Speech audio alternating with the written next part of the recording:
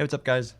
It's Nick too. Long time no see. I'm not really back into making Outriders content just yet, but there's been a few changes, so I figured that I would make an updated build video for those of you that actually still play the game.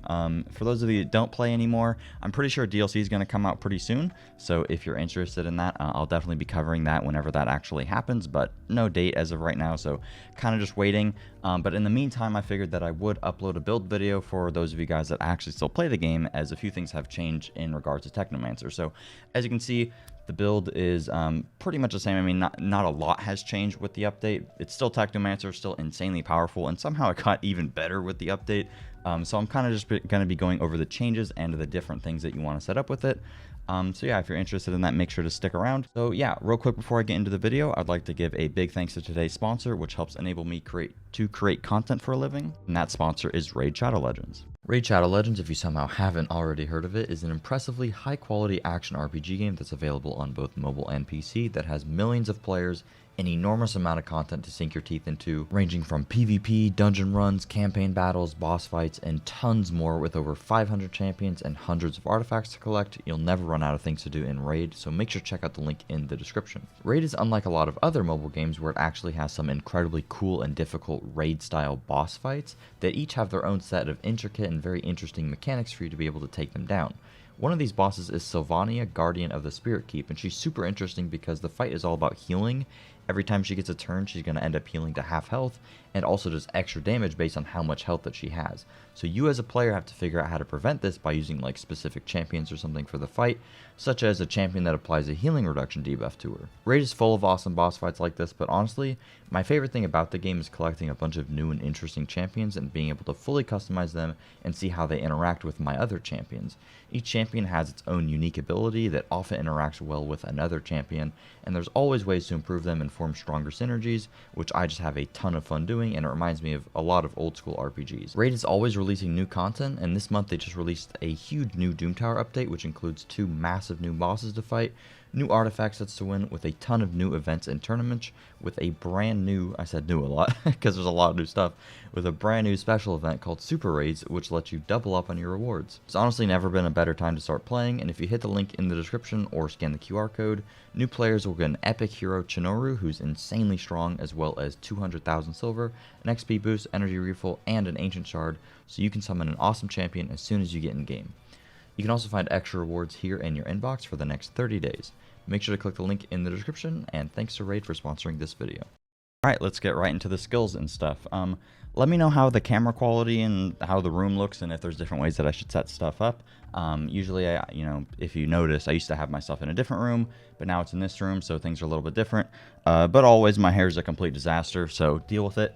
Anyways, getting into the skills, pretty much the same stuff. We're going to be using Cold Snap. You can interchange this with, Scrapnel, if you want to use the weapon ordnance thing in the skill tree, which gives you extra weapon damage, but I use Cold Snap particularly because of Icicle Storm, which we'll talk about in a second. Really good CC, and it enables you to clear maps a little bit faster because you can pop a Cold Snap, kill one guy, and then everything blows up. And then we're going to be using Blighted Turret. You literally just spam it for the weapon skill node to give you extra weapon damage, and then Blighted Rounds like always, since this is going to be a firepower oriented build. This is a skill tree, nothing particularly interesting here. Like I said, if you wanted to go for Scrapnel, you could swap out Cold Snap and go Scrapnel for the Cannonade to get you 30% extra weapon damage. I think it's a little bit overkill, and the animation for throwing the Scrapnel is pretty cumbersome, but regardless, the rest of the skill tree is pretty cookie cutter. You could maybe swap out Anomalous Body for one of these other things, or you could go for Grand Amplification instead if you end up using Anomaly Enhancement on your gun. Pretty basic stuff here. In terms of what has actually changed, so the main thing that has changed, which has pretty much prompted the whole build shift, is that they finally fixed Borealis Monarch, where it increases damage on frozen enemies by 90%. Also, crit damage is increased by 10% for all party members for 8 seconds after you use a Cold Snap. The secondary part of that is pretty irrelevant. 10% crit damage is not very much. The main thing is that you get 90% extra damage against frozen enemies. This was made with the intent of using, Blighted Turret with the freeze thing and using Cold Snap and not always having enemies frozen, but there are ways to have enemies permanently frozen. Mix this with some extra freezing damage, etc. You're doing a lot of damage. And this actually, there's some weird stuff where this stacks in a group, so the more of you that use it, you end up doing more damage to enemies that are frozen. and that kind of gets insane. For the purposes of this video, I'm mainly going to be talking about how you're going to be using it solo. But yeah, that's the main difference with this setup relative to the previous setups, is that you're actually incentivized to use 3-piece Borealis Monarch even more than you previously were, and it is particularly good. Let's talk about weapons, and then we'll get into exactly all the pieces of gear that you're using. You could very easily still run a full purple build and still be just as dominant. However, 3-piece Borealis Monarch is going to be a little bit better, so I guess you wouldn't be as dominant, but, you know, pretty close to.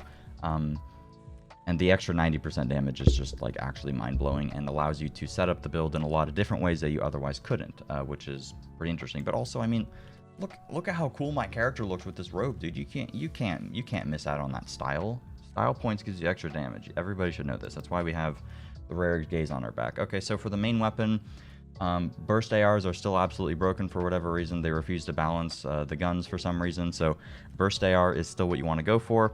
Alternatively, you could use a rifle. However, burst AR is simply just better, more consistent, etc. The only other alternative that I would ever consider, which I still think is a good bit worse, would be Absolute Zero. It's an AR, which, you know, is pretty bad. However, it already rolls with T3 freeze on it, which is particularly good because you're using Robe of the Boreal, or not Robe, but 3-piece Boreal, so 90% frozen damage almost all the time. And then that allows you to put whatever you want on the second mod slot, i.e. Dark Sacrifice, as that's going to give you, you know, that's going to net you the most extra damage as possible. Otherwise, you could use like Killing Spree secondary to that. That's pretty much the only other thing that I would use other than a burst AR, but I'd highly recommend just getting a burst AR, and then you can either put T3 freeze on it, which I think is slightly better than Dark Sacrifice, or you can just do Dark Sacrifice, whichever you prefer. I think T3 freeze is going to be a little bit better. However, if you're constantly swapping targets, the internal cooldown on this is going to sometimes be an issue, but not particularly. If you're playing with a group, it might be a little bit laggy, and then I would maybe err towards Dark Sacrifice because it's always active. However, if you're playing a group of all 3 Technos and all 3 of you have ultimate freezing bullets, then you're pretty much always going to benefit from the extra damage. I would just play with whatever one you prefer, honestly. For the other mod, there's actually a ton of options. You could go Bone Shrapnel, you could get T2 freeze on it and then play Dark Sacrifice instead if you wanted. You could get Anomaly Enhancement for more single target damage. You could use an Inferno Seed with Wrath of Moloch and then put on Dark Sac or put on T3 freeze. You could do... what is it called? I guess you could get like a survivability thing like Ruler of Leeches if you wanted more survivability. What else? What is the other one? Gravedigger Frenzy. If you wanted more single target, you could have something like this, but then you're not going to have the freeze, but you have Dark Sac and Gravedigger, so you have a lot of single target damage. I think the best thing is Bone Shrapnel T3 freeze or Bone Shrapnel Dark Sac, because Bone Shrapnel just does so much AoE and it just insta-kills a lot of things, and that... The main point, I think, of having a top-tier build is that you can clear things very quickly, and Bone Shrapnel allows you to do that. In terms of the rest of your mods, etc., it's pretty basic. I mean, you mainly just want to be able to fit in 3-piece Borealis Monarch. The best pieces that I think to do this with would be the chest, the legs, and then the gloves. Unfortunately, the gloves don't have firepower on them. However, they do roll with Shatter T3 on them by default, which is fairly good, and it also has cooldown reduction and long range damage, and then you can just put whatever other mod on it. And T3 Shatter is particularly good if you're going to be using T3 freeze. However, if you're not using T3 freeze and you're leaning toward Dark Sac, then instead of the gloves, I would probably play the helmet, and then you kind of just have to deal with having the twins mod, or you could play with the boots, and then it already has Sharp Eye on it, which is really good, and then you could just roll the other thing, and then you don't have to play the gloves anymore with Shatter, and then you could swap out Shatter for a different mod. In terms of the mods that we're going over, or that we're going to be using, I'll just go over them real quick. Sharp Eye, Bloodlust, absolutely mandatory. On every piece, you want to try to get Firepower. Dude, I haven't played in so long, I had actually no idea why I was using the Sergio Beret. I literally forgot that I just had this really stupid Beekeeper looking helmet. But this helmet's actually just better. On every piece, ideally you want Firepower, long range, close range damage.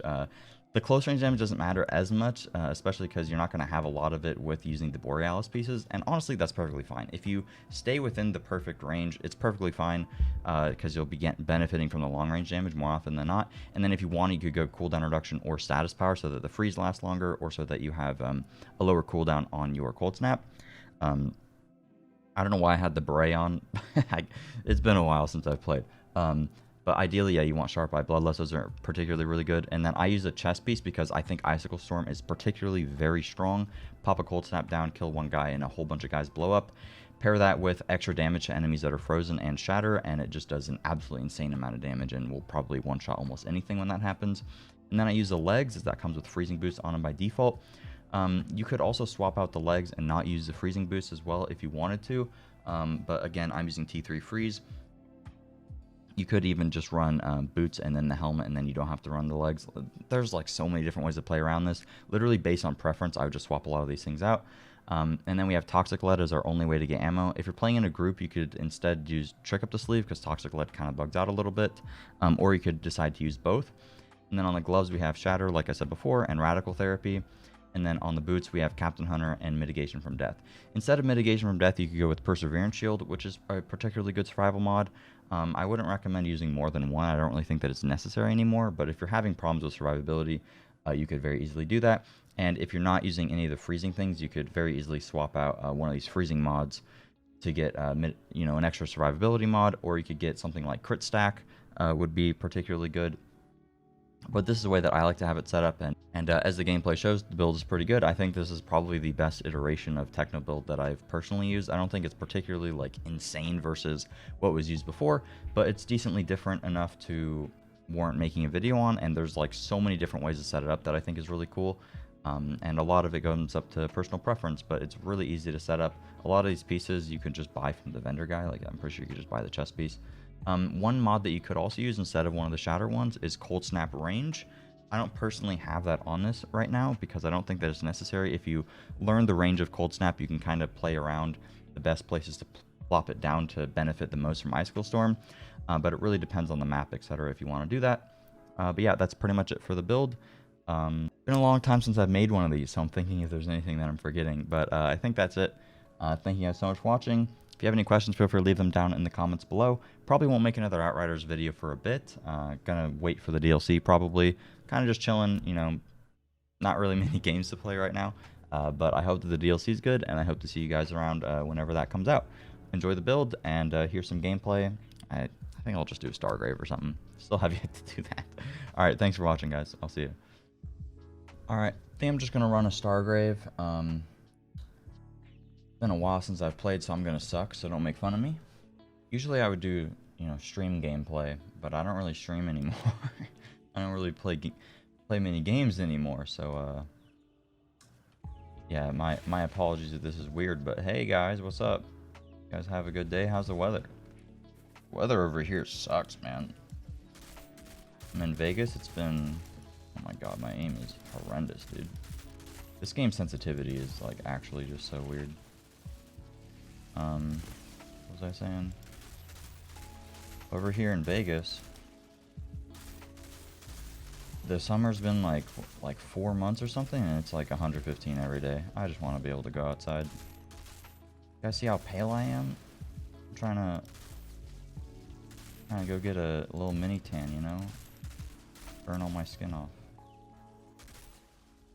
I don't think my shoulder swap bind doesn't even work, so I guess I can't do that, but that's okay.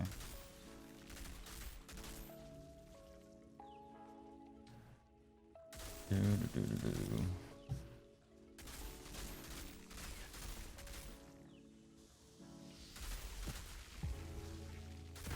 T3 freeze is interesting. I kind of miss the animation of Dark Sack, to be honest, but it's nice. Particularly good in when playing with a group, I've heard. You get some thicky numbers. If you play Dark Sack and then you play the setup, you'll get like well over like 2 million crits, and I'm pretty sure if you played full single target, no defensive mods, you played Cannonade or whatever, you could probably easily get 3 mil crits. Ooh, should I do that for the intro? Oh, maybe I'll do that for the intro. Get some clips of some 3 millis. And everyone's gonna watch this gameplay and be like, dude, he literally lied to me. There's no 3 million crits. Why did he lie to me? I feel like I suck. Outriders DLC, please come out. I need a video game to play.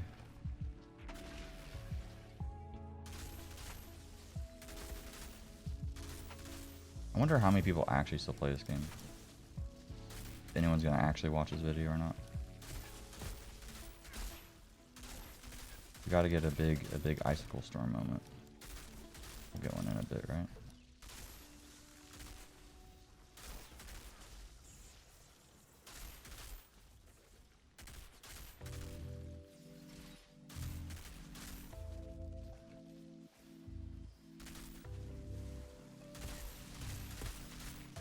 It's been kind of weird not streaming and stuff for a while. I streamed a little bit because I knew that an update had happened with the game, so I started stream just to like see what the update was about. This is a while ago, not too long ago actually, and dude, I tried to play the game, but there was just like not enough changes for me to care. It kind of made me sad. I thought there was going to be way more changes. I'm not like unhappy with the things that they've done. I'm just unhappy that it took so long for them to do them at all, and they didn't do that many things. I think the things that they did were fine, but it just took them forever to actually do it. So that's why I'm a little bit scared that the DLC isn't going to be anything interesting, because it took them so long to do such minor changes that I think should have been done literally the month the game came out. Here's our Icicle Storm moment. Gamer mode. So yeah, I don't know. Hopefully, we can just hope that they've been holding out on us this whole time, and that the DLC will actually have a good amount of content, and they just have been waiting for that. But I don't know. From what I've heard, there's like nobody that actually works on the game anymore. Or, not actually nobody, but like not very many people, you know. I wonder if they will ever fix a sensitivity thing. Playing this game and then playing other games, like the sensitivity is so weird. It's just like really inconsistent. I don't know.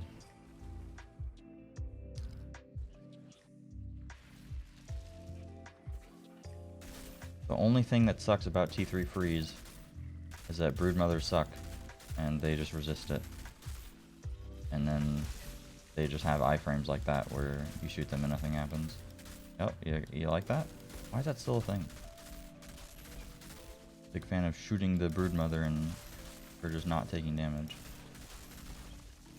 I did this earlier to test this version of the build, and I got like 430, but I'm just bad now. Washed up, but still pretty good. Thanks for watching, boys. Have a good one.